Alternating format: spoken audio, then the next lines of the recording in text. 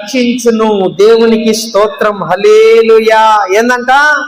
యెహోవా యందు భయభక్తులు గలవారి చుట్టూ ఆయన దూత కావలియుండి. ప్రైజ్ ద లార్డ్, హల్లెలూయా. చూడండి ప్రియులరా, యెహోవా యందు భయము భక్తి కలిగి మనం ఉంటేనంట ఎవరి దూత అంట? ఆయన దూత.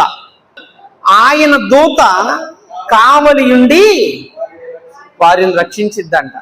ప్రియులరా, మనము గనక దేవుని ఎడల భయము భక్తి కలిగి మనము జీవిస్తే దేవుని దూత అంట ఎలా ఉంటుందో తెలుసా? కావలి. మనం బండి మీద వెళ్తున్నాం అనుకోండి, ఆయన దూత ఏం చేస్తుంది? కావలి కాసిద్ది. అర్థమైందా? ఆయన దూత కావలి కాసిద్ది. మనం ఏదైనా పని చేసుకుంటా ఉన్నాం అనుకోండి, ఆయన దూత కావలి కాసిద్ది. ఒకవేళ నువ్వు ఏదైనా పని దగ్గరికి వెళ్ళావో లేదా మార్గములో వెళ్తున్నావో, ఆ మార్గములో నీకు ప్రాణహాని ఉందనుకోండి, యెహోవా దూత ఏం చేస్తుంది? ప్రాణహాని నుంచి నిన్ను విడిపించిద్ది. దేవునికి స్తోత్రం, హల్లెలూయా. చూసారా, దేవుడే మనకు తోడుగా ఉంటాడండి. దేనిని బట్టి అంట? ఆయన యందు భయము భక్తి కలిగి మనము ఉన్నట్లయితే. ఆయన యందు భయభక్తులు ఉంటే నీళ్లలో కూడా మార్గాన్ని ఇచ్చేస్తాడు ఆయన. అర్థమైందా? అగ్నిలో నుంచి మనం నడిపించేస్తాడు. అర్థమైందా? గొప్ప గొప్ప కార్యాలు మనం చూస్తాం. ఎందుకనంటే ఆయన దేవదూతలు మనకి ఎప్పుడు కూడా కావలు ఉంటాయంట.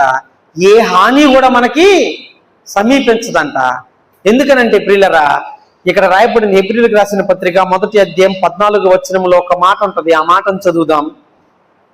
హెబ్రీయులకు రాసిన పత్రిక 1వ అధ్యాయం 14వ వచనం.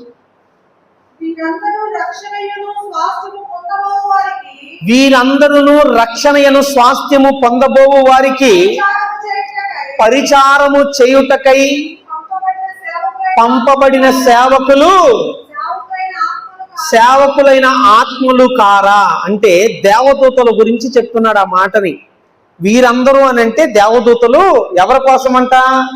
రక్షణయను స్వాస్థ్యము పొందబోవు వారికి పరిచారము చేయుటకై పంపబడిన సేవకులైన ఆత్మలు కారా అని అడుగుతున్నారు. అవి ఏం చేస్తాయంట? మన మార్గాన్ని సరళం చేస్తాయి. అర్థమైందా? నేను పోయినసారే మీకు చెప్పా. ఏం చేస్తారు? ఇప్పుడు మున్సిపాలిటీలో పని చేస్తుంటారు కదా, వాళ్ళు ఏం చేస్తారండి? పొద్దున్నే పాపం లేచి ఎంతో కష్టపడతారు కదా, రోడ్డు అన్ని శుభ్రంగా ఊడ్చి ఎక్కడ కూడా